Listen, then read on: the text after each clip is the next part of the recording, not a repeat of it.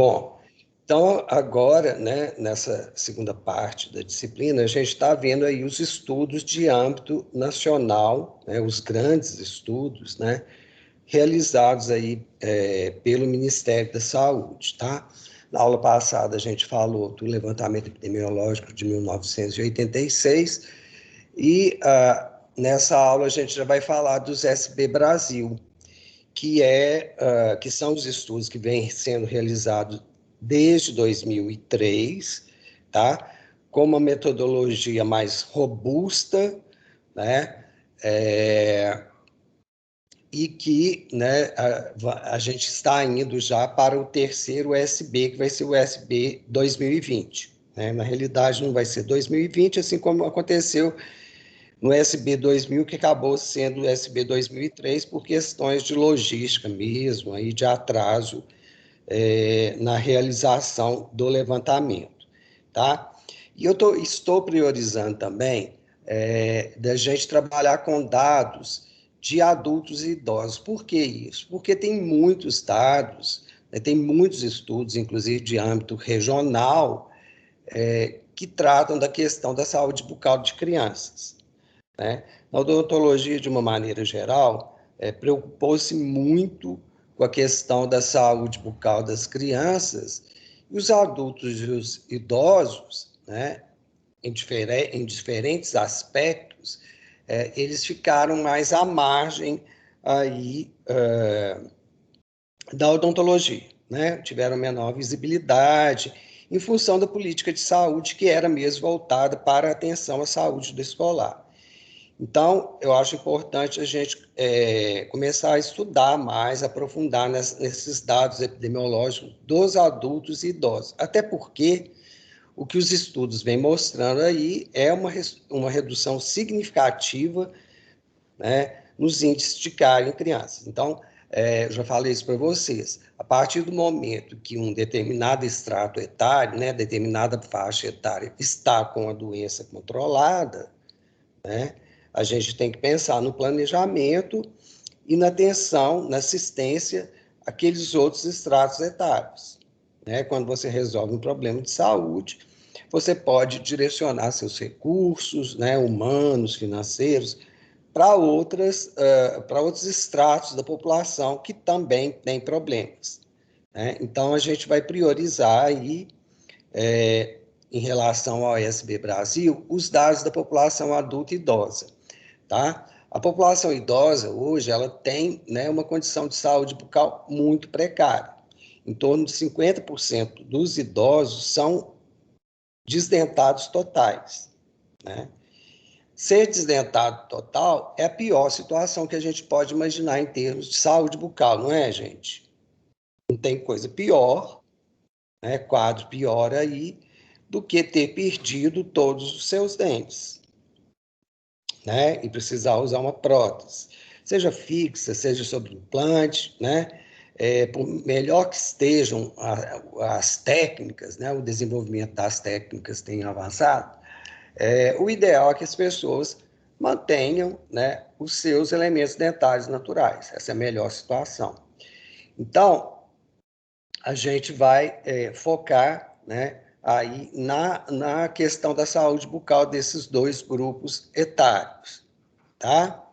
Então, a metodologia do SB Brasil, vocês vão ver aí, depois quando a gente assistir o seminário do SB 2020, ela sofre algumas alterações ao longo do tempo, mas, de uma maneira geral, é aquilo que eu falei com vocês.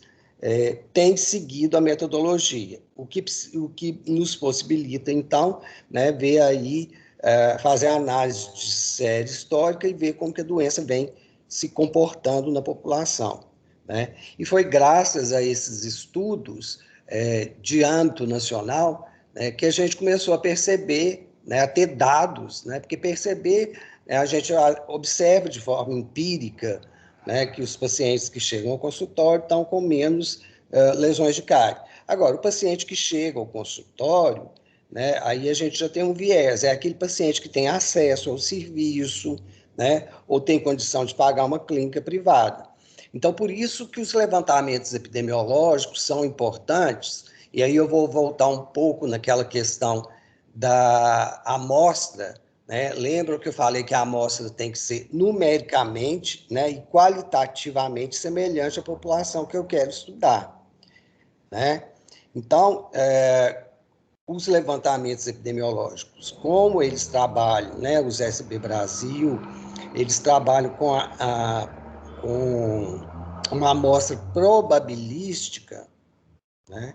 Então, as pessoas têm a mesma chance de serem sorteadas para participar do estudo, tá? Então, isso me dá uma visão, né, muito boa, né, e muito ampla aí da condição de saúde bucal na população. Então, esses levantamentos epidemiológicos de âmbito nacional, né, eles são importantíssimos, tá? Para eu pensar as políticas públicas e para eu ter essa compreensão, para eu entender se os programas de saúde coletiva, se eles estão impactando aí na doença, se não estão, né, se precisam mudar os rumos do planejamento, como que a coisa vem se comportando na população mesmo, né, no dia a dia da população, tá? Então, para a gente ter esse entendimento, né, a gente vai estudar os SB Brasil, né, e ver os resultados e ver tendências. Do SB Brasil para o SB 2003, que foi o primeiro, para o SB 2010, a gente já conseguiu detectar algumas diferenças, né, em relação à oferta de prótese, em relação à redução do CPOD médio, né? Então, essa análise ela é fundamental para eu traçar as políticas e para eu repensar a organização do serviço, tá? Então, nós vamos aí então, né, estudar hoje o SB 2003, tá? Nos adultos, né, os resultados de adultos e idosos. Na próxima aula, a gente vai ver o SB 2010 e depois a gente vai assistir um seminário da organização do SB 2020, né? Porque, como eu falei anteriormente, e é até esquisito a gente falar SB 2020, né? Porque já passou. Mas com a pandemia, então, ele vai acontecer talvez o ano que vem, né? Ainda não foi possível fazer os exames, né? Até porque vocês viram lá que a amostra, né, ela trabalha com os setores censitários, né? São sorteadas ruas onde os examinadores vão para fazer os exames. Então, naquele contexto de 2020, que a gente estava tendo uma alta taxa de transmissibilidade da Covid, era arriscado, era inviável, né, se executar o USB, tá? Pelo risco, né, dos examinadores, a gente está submetendo os examinadores e os examinados também, né, ao risco aí de contaminação. Então, isso está suspenso, né? Algumas coisas vão mudar, a gente vai ver, vão incorporar alguns índices, né? Porque à medida que a condição de saúde bucal da população também vai mudando, é importante que na metodologia você faça alterações para incorporar, né, condições que às vezes não eram avaliadas inicialmente, tá? É o caso, por exemplo, da fluorose, né, que se a gente pegar o levantamento epidemiológico de 1986, a gente vai ver lá que não avaliou fluorose, né?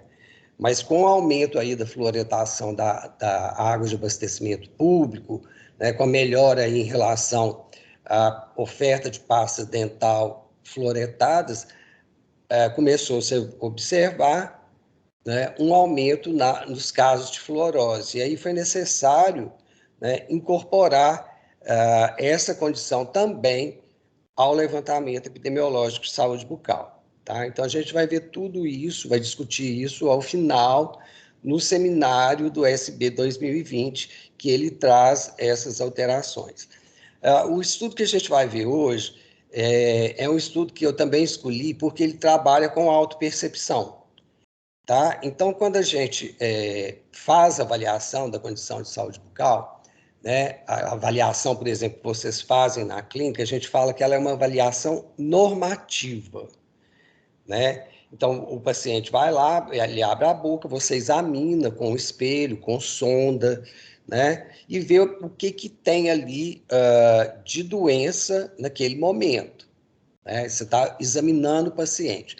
Agora, para além dessa avaliação normativa, a gente tem uma outra situação também que é muito importante, que é a autopercepção, tá? E esse estudo que a gente vai ver hoje, ele trabalha com a autopercepção, né? Porque às vezes determinadas condições que a gente considera, né, nós, com o nosso olhar profissional, que nós consideramos um problema para as pessoas, às vezes aquilo não tem um impacto tão grande quanto a gente está imaginando, né? Para vocês terem uma ideia, tem um estudo que foi feito na Austrália com idosos, em que eles avaliaram a autopercepção deles em relação à saúde bucal. E lá, a exemplo do que acontece aqui, né, tem um percentual muito grande de idosos desdentados, né? Porque pela própria história da odontologia, né? A odontologia sempre teve um caráter muito técnico, né? Se restauravam muitos dentes, faziam muitas extrações, enfim. Isso, né, gerava um grande contingente de pessoas idosas desdentadas totais, né? E aí, olha que coisa interessante. Quando eles foram, né, avaliar a autopercepção deles, né, dos australianos idosos, em relação à saúde bucal, eles consideravam que a saúde bucal era boa, mesmo sendo desdentados totais, né? E aí, o pesquisador perguntou para ele, né, mas por que você acha que a sua saúde é boa? Ele virou e falou assim, porque eu não tenho mais dor de dente, né? Então, assim, a dor de dente era um problema tão grande para essa população, tá? Que não ter dentes, né? Eles associavam a não ter dor, tá? Então, avaliar essa autopercepção também é muito importante para a gente pensar as políticas públicas, né? Porque aí eu consigo ver o impacto, né? Que a condição, né, física, né, a condição da saúde bucal tem na qualidade de vida dessas pessoas. Então, é um indicador, né, que vem sendo incorporado aí também aos levantamentos epidemiológicos, para você ter também o conhecimento dessa autopercepção, né, no que aquilo afeta as pessoas, né? É igual a fluorose.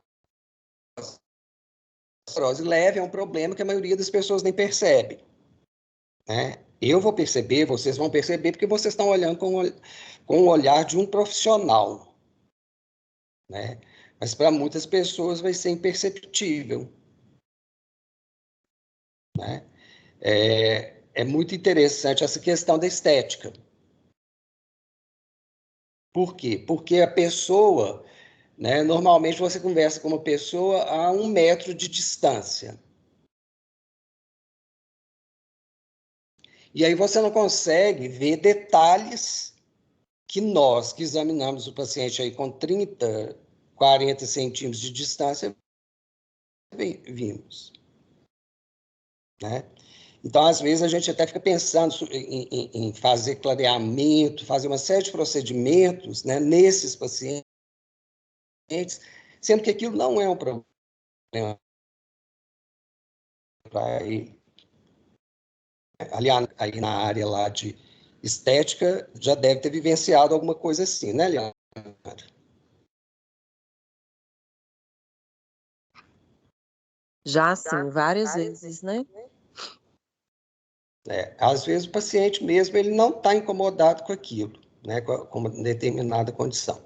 Então, por isso que a gente incorpora aí ao exame normativo, né, ao exame clínico do levantamento epidemiológico, esses indicadores de autopercepção, tá? Então, a gente vai ver um estudo com adultos e idosos que foi baseado, né, também nessa ideia, né, fundamentado também na ideia da autopercepção. Bom, eu estou vendo que o Fred está aí, mas a Bruna não ainda acessou, pelo que eu estou vendo aqui, né? Ela não está presente aí ainda, não. Tá, professor, a Bruna também. Eu tô A aqui, Bruna Marco Túlio. não está aparecendo aqui na minha lista. Ah, tá sim.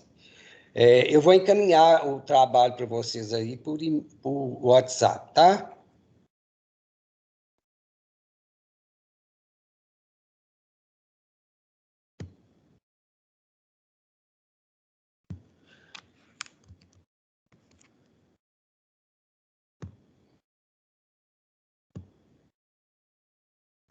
Já a sala também é nossa, vocês viram, né? Parece que os alunos da noite estão fazendo uma atividade em campo.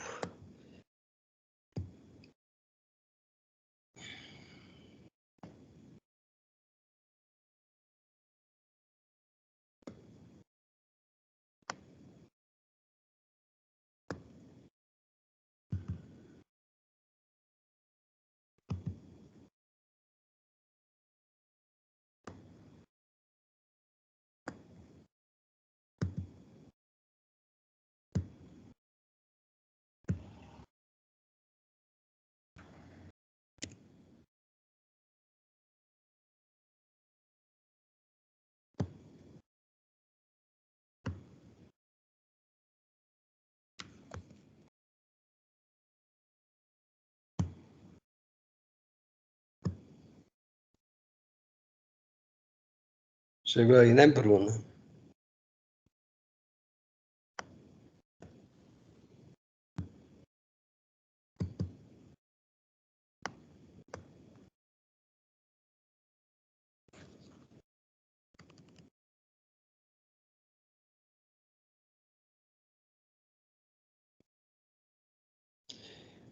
Bom, o artigo ele não é muito extenso, agora são 8h17, vamos voltar às 9h10. Eu abro a câmera aqui, se precisar a gente estende um pouquinho mais, para dar tempo de vocês lerem. Ok? Eu vou deixar aqui câmera e microfone desligados, mas eu estou aqui ao lado, atento.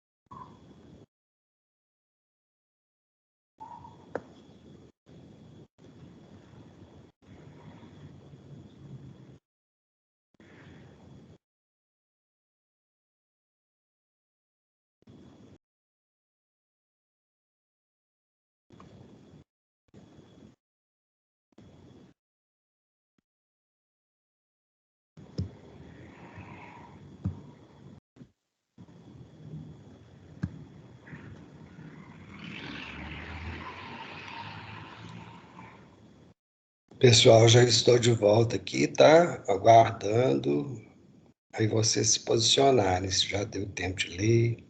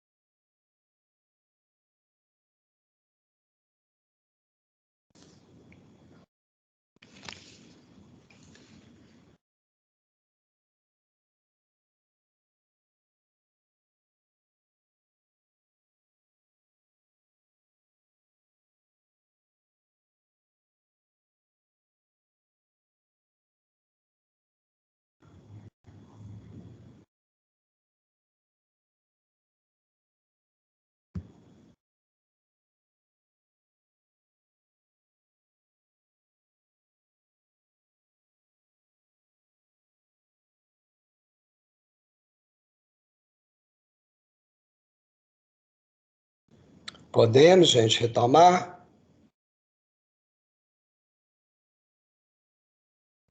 Podemos, professor, já deu tempo. Bom, vou compartilhar aqui o artigo que eu faço as minhas considerações aqui.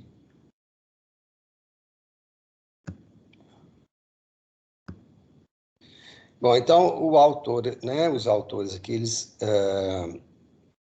iniciam, né, o artigo falando justamente daquilo que eu falei para você sobre, né, as características, a importância, né, e as características dessa autoavaliação, né, que as pessoas fazem da sua condição de saúde, tá? Né, e aqui ela chama a atenção de que isso reflete a qualidade de vida, né, que está associada às condições de saúde geral, tá? E também a comportamentos, né, relacionados com a saúde. Os estudos, né, que avaliam a autopercepção, eles não são muitos, tá?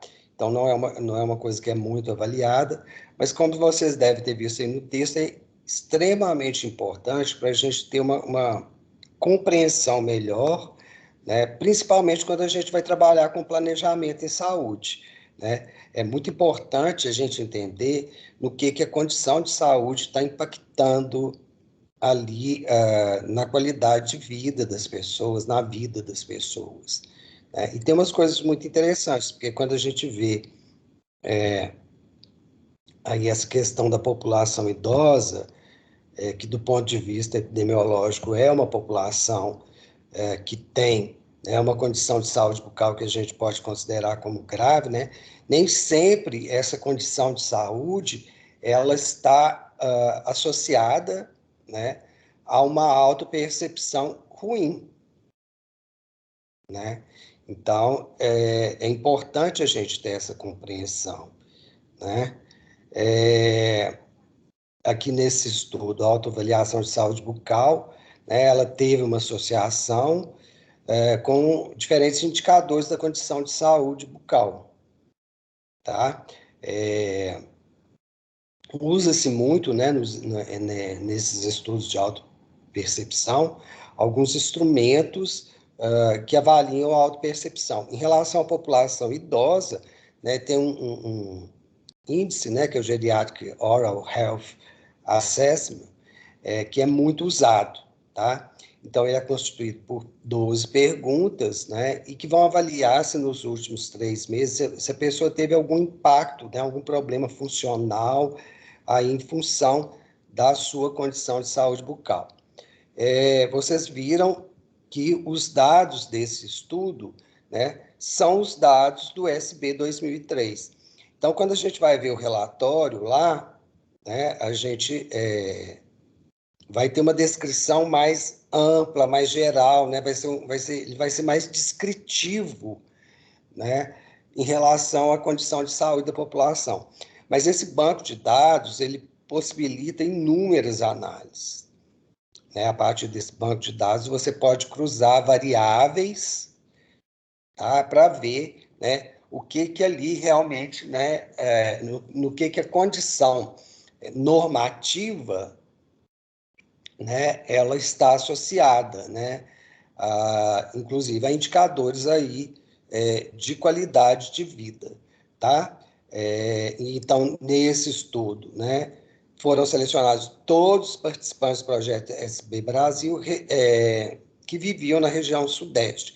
Então, como eu falei, o SB ele gera um banco de dados muito grande que depois ele te possibilita fazer recortes e avaliar condições. Então, aqui eles avaliaram a autopercepção de adultos e idosos que vivem na região sudeste, na faixa etária de 35 a 44 anos, que é a idade índice para avaliar a saúde bucal de adulto, e de 65 a 74, que é a idade índice para avaliar a condição de saúde bucal de idosos, tá?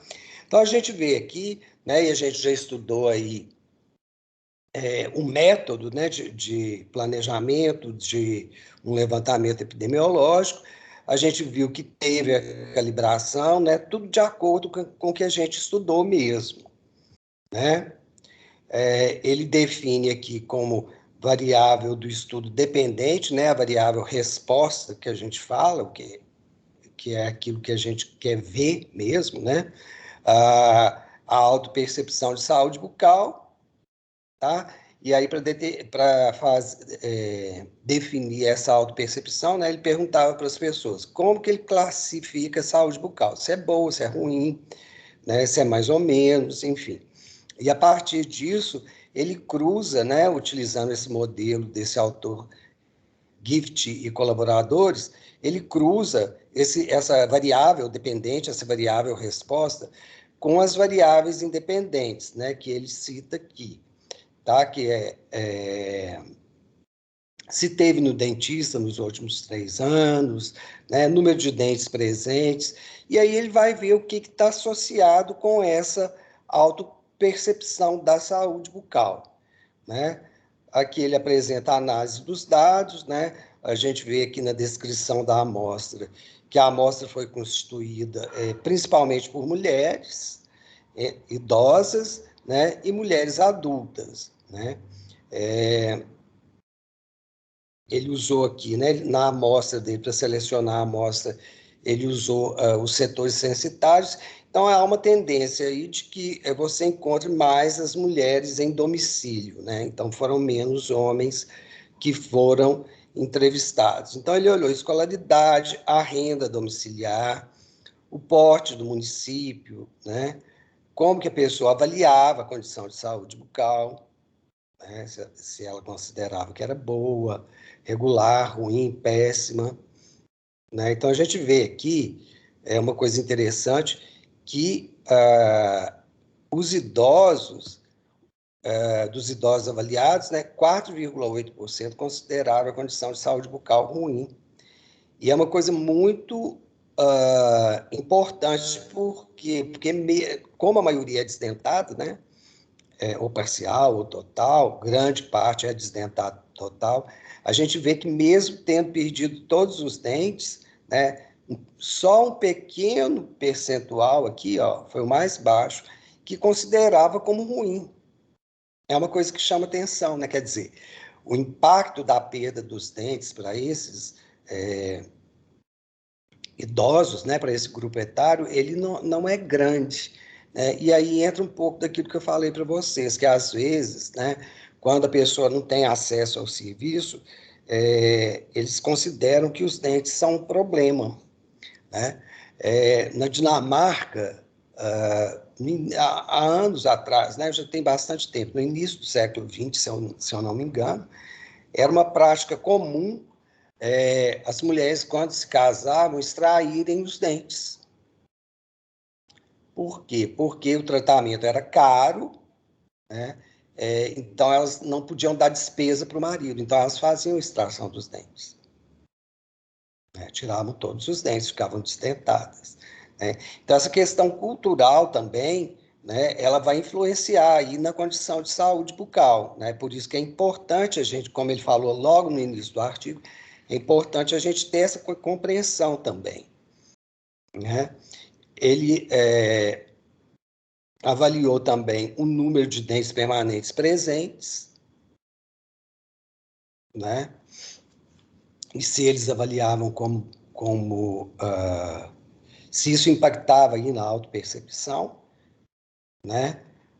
Então, vocês vejam que aqui para a população idosa, de novo, olha, número de dentes presentes, nenhum dente presente, tá? 65,5%, né, dos idosos ali, ó, tá? Não tinham nenhum elemento dentário na boca, né? Tinham perdido todos os dentes, tá? A necessidade de tratamento, né? Se a pessoa tinha alguma necessidade, se isso impactava ali na sua autopercepção, né? Foi uma amostra grande, né? Vocês viram que foram 3.240 adultos e 900 e tantos idosos, né? Então, é uma amostra bem grande. Aí, em relação aos resultados, né? Em ambos grupos etários, predominou a autoavaliação de saúde bucal como boa, né? 39,9% dos adultos e 54,4% dos idosos, né? Esse dado dos idosos, ele chama muita atenção. Olha aqui, só 4,8% dos idosos avaliaram a saúde bucal como péssima. Isso é uma coisa muito interessante, né? Porque você vai ter aí, nesse grupo, nessa amostra, muita gente desdentada, com certeza. Tá? Então, dos adultos, 11% desdentados, né? E nos idosos, olha, gente, 65,5%. É muito grande o percentual de idoso desdentado. O que a gente espera é que, à medida que as crianças, né, que agora tiveram acesso ao flu e estão, né, crescendo com os dentes na boca, a gente espera que quando elas chegarem nessa idade índice aí, 65 e 74 anos, que a gente tenha uma redução significativa no número de indivíduos, né, sem elementos dentários, tá? Aqui em relação a ter tido acesso, né, ter visitado os dentistas, 43% já tinham visitado o dentista, né, e os idosos, somente 19%, que é de uma certa forma é compreensível, porque a partir do momento que eles perdem os dentes, né, eles deixam de procurar o dentista, embora, né, o Instituto Nacional do Câncer preconize aí pelo menos uma visita anual para a prevenção do câncer de boca, né, que também é considerado um problema de saúde pública, tá? Daquelas variáveis lá que ele definiu para o estudo, todas, né, apresentaram associação com a autoavaliação, tá? Com exceção do sexo, né, e anos completos de escolaridade para os adultos. Também o porte do município impactou, tá? Então, né, aquelas variáveis renda, né, elas impactam aí na condição de saúde bucal, tá? E aí, né, quando você roda lá, você faz, porque geralmente você faz a análise descritiva, né? Depois você faz uma análise binária de duas variáveis para ver se elas estão associadas e depois você vê todas as variáveis, né? Então, no modelo final, quando você vê se essa autopercepção está associada a todas as variáveis que ele definiu, né? Ele observou, então, né, que renda domiciliar per capita maior que 181, né, e percepção de não necessidade de tratamento odontológico permaneceram positivas e significativamente associadas a melhores autoavaliação de saúde bucal. Ou seja, né, as pessoas que têm a renda mais alta, né, e que não percebem nenhuma necessidade de tratamento, elas relatam, né, uma melhor autopercepção de saúde bucal. Se a gente for pensar nessas duas variáveis, né, a pessoa que tem a renda mais alta, ela tem mais acesso ao tratamento dentário, né, porque ainda que ela não consiga fazer o tratamento no sistema público, né, no SUS, ela pode, né, ela tem recursos que possibilita com que ela faça o tratamento. Então, ela também não vai ter necessidade acumulada, né, porque ela trata. Então, o fato de ter alguma doença, alguma condição bucal, vai impactar aí nessa autopercepção, tá? Aqui ele relata em relação ao porte do município, né, que é claro que os municípios maiores, né, você tem os serviços de saúde que são mais bem estruturados, né, uma maior oferta de serviços, por exemplo, centro de especialidades odontológicas, você não vai encontrar em todos os municípios, né? Os municípios de menor porte normalmente não têm, né? Eles vão estar lá utilizando, né, o serviço, né, de municípios de maior porte, tá? Então, no modelo completo, né, teve associações significantes e positivas com a melhor autoavaliação de saúde bucal e renda domiciliar, né? Então, quando tem uma renda maior que R$ 181, tá? percepção de não necessidade atual de tratamento, ou seja, a pessoa não está vendo ali nenhuma necessidade de procurar o dentista, né? E teve uma associação negativa para a presença de 1 a 19 dentes, tá? Bom, aqui nessa tabela, deixa eu ver se ela é 1 a 2. Na tabela 2, né, a gente vê aí também essa a autoassociação aqui, né, de renda, tá? E a percepção da saúde bucal, né?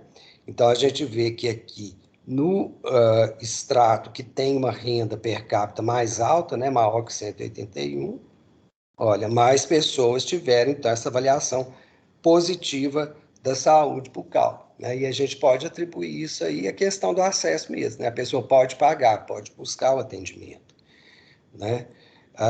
O número de dentes, tá? Permanentes presentes, né? Também se associou significativamente, tá? Então, as pessoas que têm, né, um maior número de dentes, tá, tendem a ter uma autopercepção melhor, né? A questão da necessidade de tratamento também teve uma associação, tá?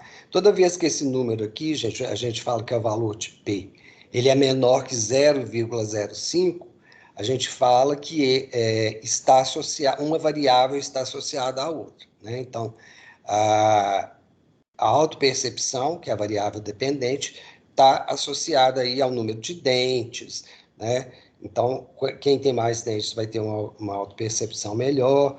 Então, é assim que a gente analisa os artigos, tá?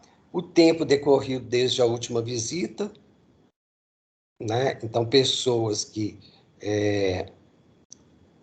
tinham mais tempo, né, que tinham ido ao dentista, tinham uma pior percepção, tá? E é interessante que isso para a população adulta, né? Já para a população idosa, isso não vai impactar tanto, porque grande parte aí já perdeu os dentes, né? Aqui mostrando também, né, isso em relação, já na análise multivariada, né? Mas, no geral, o que se observa é que boa saúde bucal é percebida, né, pela maior parte da população e é o mais importante preditor de percepção de não necessidade atual de tratamento odontológico. Então, se a pessoa acha que ela está com uma boa saúde bucal, ela não percebe que ela precisa de tratamento odontológico, né? A renda domiciliar, isso aí é uma coisa que impacta, né, aí em relação à autopercepção, e aí a gente provavelmente, né, e uma necessidade de ampliação aí do serviço odontológico, né? Muita gente perdeu emprego, perdeu renda, perdeu plano de saúde, então vai estar buscando aí o serviço público, né? Porque a gente viu lá que quando elas ficam mais tempo sem ir ao dentista, elas têm uma percepção mais negativa da saúde, né? A escolaridade não associou a essa autopercepção, tá? Que ela cita, né, inclusive um estudo neozelandês, né? Então, as visitas, novamente falo aqui, tá? O fato de ter acesso, né, de poder visitar o dentista com regularidade aí, impacta positivamente em relação à percepção de saúde bucal, né? O número de dentes perdidos também tem uma influência na autoavaliação da saúde bucal, principalmente entre os idosos, né? Os que têm menos dentes presentes na boca vão avaliar a situação de saúde bucal como pior, né?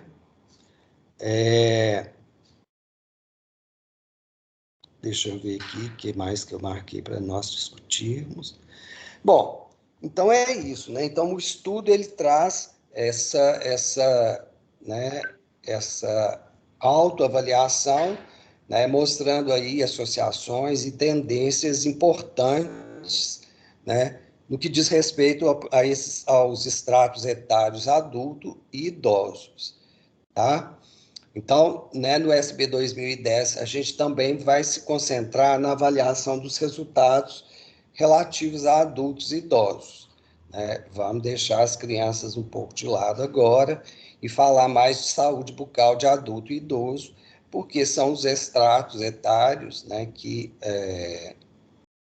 tiveram menos acesso, historicamente, né, tiveram menos acesso aí à saúde bucal, né? No que diz respeito aos idosos, né, a situação é muito ruim de uma maneira geral. Vocês viram aí que 65%, né, totalmente desdentados, né? Então, a demanda por reabilitação protética ainda muito alta nessa população, né? E aí a importância dos levantamentos epidemiológicos, né? Quando você vê que você tem uma população infantil, onde as doenças bucais, né, a cárie, a doença periodontal, estão mais controladas, né? Você pode já pensar em estender, né, o atendimento para essas outras idades, né, para outras faixas etárias, porque a gente vê aí que ainda tem, né, muitos problemas a serem resolvidos, né? E como a gente viu aí, ainda tem muita perda dentária e muita necessidade de reabilitação protética, né? Então, especialidades como implantodontia não vão ter aí um período ainda, né, de muita demanda, né, de tratamento por essa população, tá? Porque, né, precisa repor, né, substituir esses dentes, esses elementos dentários que foram perdidos. Então, o levantamento epidemiológico nos mostra isso, né, as tendências aí das doenças, do comportamento das doenças, tá? Bom, perguntas, gente, dúvidas? Ô, mano, Oi. não sei se eu tô fazendo pergunta repetida, mas o portfólio é para qual data mesmo? Eu esqueci, perdão. Ai, Bruno, a pergunta não era bem em relação ao portfólio, né? Vamos falar do portfólio depois? Vamos falar do artigo primeiro, ok? Depois a gente fala do portfólio, depois que a gente acabar de discutir o artigo. Pode ser? Uhum. Eu quero saber as dúvidas, o que vocês acharam do artigo, o que vocês entenderam. Vocês entenderam direitinho essa questão de avaliar a autopercepção também?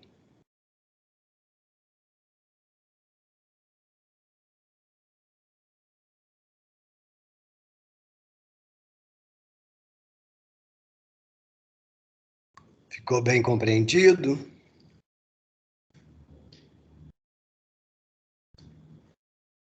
Para mim, sim. Ok. Mas alguma pergunta, gente? Ninguém tem nada? Ficou tudo tranquilo?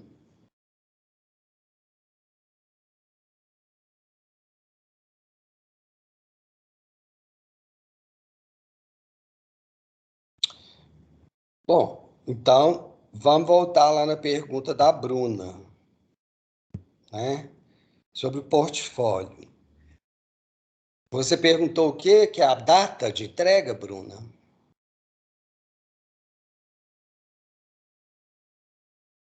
Bruna, Oi. sua pergunta é em relação à data de entrega de portfólio? Uhum. Após a última aula que a gente tiver, uma semana após. Mas Entendi. não deixem para fazer portfólio na última hora, tá, gente? Por favor. Né? Tá bom. Ok? Já vai toda a aula, eu já passei para vocês o arquivo. É só ir preenchendo, né, o formulário, o portfólio, o arquivo que eu mandei para vocês. Aí já vai ficando em dia. Ao final, vocês vão imprimir e vão me entregar. Eu ainda estou definindo se a gente vai fazer a apresentação de portfólio presencial, tá? Se não for presencial, a gente faz a apresentação virtual. E aí, Bruno, ao final, você vai recolher todos os portfólios da turma, tá? E me entregar. Então é para imprimir, né? Não é para mandar nada? É para imprimir. No semestre passado, a gente abriu mão dessa impressão, né? Abriu mão assim. A gente falou que não precisava entregar a cópia física naquele momento, né? Para não ficar manipulando papel, né? Essas coisas. Mas agora, como as coisas já estão mais controladas, já pode entregar. Por quê? Porque o portfólio ele fica guardado na pasta de vocês lá no Pitágoras, tá? Para quando o MEC vier fazer as visitas, ele está disponível lá, porque eles podem pedir para vir. Entendi. Ok? E aí você já fica sabendo, né? Terminou o estágio essa semana, as pessoas vão ter uma semana para te entregar as cópias impressas. Beleza. Você já pode até falar isso lá no grupo seus. Vou falar. Obrigado, viu? Nada.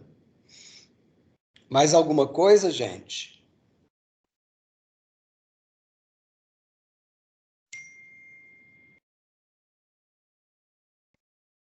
Não? Tudo certo, Marco Túlio.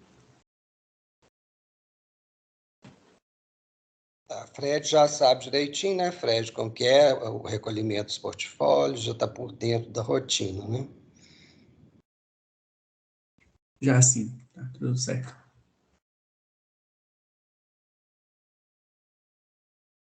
Sem dúvida, não tem mais nada para perguntar. Eu paro a gravação agora.